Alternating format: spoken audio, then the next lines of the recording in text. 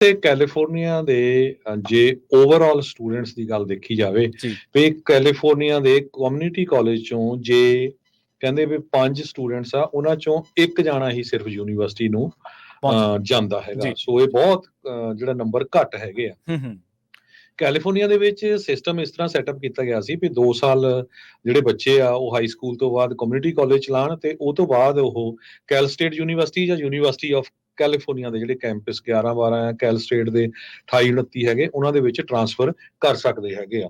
ਪਰ ਜਿਹੜੇ ਨਵੇਂ ਆਡਿਟ ਰਿਲੀਜ਼ ਹੋਏ ਆ ਉਹਨਾਂ ਦੇ ਮੁਤਾਬਕ ਸਿਰਫ 5 ਵਿੱਚੋਂ ਇੱਕ ਹੀ ਬੱਚਾ ਜਿਹੜਾ ਆ ਕਮਿਊਨਿਟੀ ਕਾਲਜ ਤੋਂ ਰੈਗੂਲਰ ਯੂਨੀਵਰਸਿਟੀ ਦੇ ਵਿੱਚ ਟਰਾਂਸਫਰ ਹੁੰਦਾ ਆ। ਇਹ ਜਿਹੜੇ ਰਿਜ਼ਲਟਸ ਆ 2017 ਤੋਂ ਲੈ ਕੇ 2019 ਦੇ ਜਿਹੜੇ ਆਏ ਹੈਗੇ ਆ। ਤੇ ਸਭ ਤੋਂ ਅਨਫੋਰਚੂਨੇਟ ਪਾਰਟ ਇਹ ਆ ਵੀ ਇਹ ਉਹਨਾਂ ਏਰੀਆ ਚੋਂ ਜਿਹੜੇ ਬੱਚੇ ਘਟ ਜਾਂਦੇ ਆ ਜਿਹੜੇ ਰੂਰਲ ਏਰੀਏ ਆ, ਜਿਹੜੇ ਜੀ ਪੇਂਡੂ ਏਰੀਏ ਹੈਗੇ ਆ, ਖੇਤਾਂ ਵਾਲੇ ਏਰੀਏ ਹੈਗੇ ਆ, ਜੀ ਜਾਂ ਜਿੱਥੇ ਗਰੀਬ ਲੋਕ ਰਹਿੰਦੇ ਹੈਗੇ ਆ, ਜਿਹੜੇ ਫਾਈਨੈਂਸ਼ੀਅਲੀ ਗੁੱਡ ਨਹੀਂ ਹੈਗੇ, ਜਿਨ੍ਹਾਂ ਦੇ ਵਿੱਚ ਕਾਲੇ ਮੂਲ ਦੇ ਲੋਕ ਆਉਂਦੇ ਆ ਜਾਂ ਹਿਸਪੈਨਿਕ ਮੂਲ ਦੇ ਜਿਹੜੇ ਲੋਕ ਆ ਉਹ ਆਉਂਦੇ ਹੈਗੇ ਆ। ਬਹੁਤ ਸਾਰੇ ਸਟੂਡੈਂਟਸ ਕਾਲਜਸ ਇਸ ਕਰਕੇ ਜਾਂਦੇ ਆ ਕਮਿਊਨਿਟੀ ਕਾਲਜ ਕਿਉਂਕਿ ਫੀਸ ਬੜੀ ਘੱਟ ਹੁੰਦੀ ਆ। ਉਹ ਤੋਂ ਬਾਅਦ ਟਰਾਂਸਫਰ ਕਰਕੇ ਫਿਰ ਜਿੱਦਾਂ 2 ਸਾਲ ਤੁਹਾਡੇ ਬਚ ਜਾਂਦੇ ਆ ਜ਼ਿਆਦਾ ਪੈਸੇ ਖਰਚਣ ਤੋਂ। ਪਰ ਓਵਰਆਲ ਜਿਹੜੇ ਇਹ ਨੰਬਰਸ ਆਏ ਆ ਇਹ ਬਾਹਲੇ ਗੁੱਡ ਨਹੀਂ ਹੈ। ਅਮਰੀਕਾ ਵਰਗੇ ਵਰਲਡ ਦੇ ਜੇ ਦੇਖਿਆ ਜਾਵੇ ਜਿਹੜੀ ਕੈਲੀਫੋਰਨੀਆ ਆ ਇਹਨੂੰ 6ਵੀਂ 7ਵੀਂ ਇਕਨੋਮੀ ਗਿਣਿਆ ਜਾਂਦਾ ਹੈ ਤੇ ਉੱਥੇ ਜੇ 5 ਵਿੱਚੋਂ ਇੱਕ ਸਟੂਡੈਂਟ ਹੀ ਸਿਰਫ ਕਾਲਜ ਤੋਂ ਯੂਨੀਵਰਸਿਟੀ ਜਾਵੇ ਇਹ ਇੱਕ ਬਹੁਤ ਮਾੜੀ ਗੱਲ ਹੈਗੀ ਆ। 2022 ਦੇ ਵਿੱਚ ਕੈਲੀਫੋਰਨੀਆ ਦੇ ਗਵਰਨਰ ਗੈਵਨ ਨਿਊਸਮ ਨੇ ਇੱਕ ਸੈੱਟ ਗੋਲ ਕੀਤਾ ਸੀ ਜਿਹਦੇ ਵਿੱਚ ਉਹਨੇ ਕਿਹਾ ਸੀ ਵੀ ਜਿਹੜੇ ਵਰਕਿੰਗ ਏਜ ਅਡਲਟਸ ਆ ਜਿਨ੍ਹਾਂ ਦੇ ਕੋਲ ਪੋਸਟ ਸੈਕੰਡਰੀ ਡਿਗਰੀ ਹੈਗੀ ਆ ਜਾਂ ਸਰਟੀਫਿਕੇਟ ਹੈਗਾ 55 ਤੋਂ 70% ਉਹ 2030 ਤੱਕ ਹੋਣਗੇ।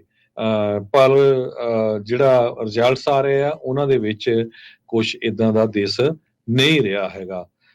ਲਾ ਮੇਕਰਸ ਨੇ ਕੋਸ਼ਿਸ਼ ਵੀ ਕੀਤੀ ਪਰ ਫੇਲ ਹੋ ਗਏ ਤਾਂ ਕਿ ਵੀ ਯੂਸੀ ਸਿਸਟਮ ਜਿਹੜੀ ਗਰੰਟੀ ਦੇਵੇ ਉਹ ਜਿੰਨੇ ਵੀ ਲੋਕ ਸਟੂਡੈਂਟਸ ਕਮਿਊਨਿਟੀ ਕਾਲਜ ਜਾਂਦੇ ਆ ਉਹਨਾਂ ਨੂੰ ਟਰਾਂਸਫਰ ਕਰਨ ਦੇ ਲਈ। ਪਰ ਇਹ ਨਹੀਂ ਹੋ ਸਕਿਆ। ਸੋ ਬਾਹਰਲੀਆਂ ਸਟੇਟਾਂ ਤੋਂ ਬਾਹਰਲੀਆਂ ਮੁਲਕਾਂ ਤੋਂ ਆ ਕੇ ਯੂਐਸਏ ਦੇ ਵਿੱਚ ਕੈਲੀਫੋਰਨੀਆ 'ਚ ਲੋਕ ਪੜ੍ਹਦੇ ਆ ਪਰ ਕੈਲੀਫੋਰਨੀਆ ਸਟੇਟ ਦੇ ਖੁਦ ਦੇ ਜਿਹੜੇ ਵਸਿੰਦੇ ਆ ਉਹਨਾਂ ਦੇ ਜਿਹੜੇ ਬੱਚੇ ਆ ਉਹਨਾਂ ਦੀ ਜਿਹੜੀ ਪੋਜੀਸ਼ਨ ਆ ਉਹ ਤੁਸੀਂ ਦੇਖ ਲਓ।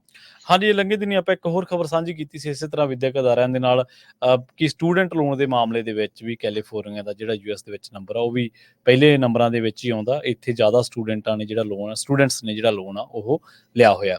ਇਸੇ ਤਰ੍ਹਾਂ ਜੇਕਰ ਵਿਦਿਅਕ ਅਦਾਰਿਆਂ ਦੀ ਗੱਲ ਚੱਲੀਏ ਤਾਂ ਲਾਸ ਐਂਜਲਸ ਦੇ ਵਿੱਚ ਇੱਕ ਜਿਹੜੀ USC ਦੀ ਜਿਹੜੀ ਸਟੂਡੈਂਟ ਆ ਉਹਨੂੰ ਅਰੈਸਟ ਕੀਤਾ ਗਿਆ। ਉਹਦੇ ਤੇ ਦੋਸ਼ ਲੱਗਿਆ ਕਿ ਉਹਨੇ ਪ੍ਰੋਫੈਸਰ ਨੂੰ ਹਿੱਟ ਕੀਤਾ ਇੱਕ ਮੈਟਲ ਵਾਟਰ ਬੋਟਲ ਦੇ ਨਾਲ ਇੱਕ ਕਲਾਸ ਦੇ ਦਰਮਿਆਨ। ਜਿਹੜੀ ਉੱਥੋਂ ਦਾ ਮੀਡੀਆ ਲਾਸ ਐਂਜਲਸ ਦਾ ਇੱਕ ਮੀਡੀਆ ਅਦਾਰਾ ਉਹਨਾਂ ਨੇ ਕਿਹਾ ਕਿ ਡਿਪਾਰਟਮੈਂਟ ਆਫ ਪਬਲਿਕ ਸੇਫਟੀ ਵੱਲੋਂ ਸਾਨੂੰ ਇਹ ਜਾਣਕਾਰੀ ਮਿਲੀ ਹੈ ਜਿੱਥੋਂ ਅਸੀਂ ਇਹ ਮੇਕ ਸ਼ੋਰ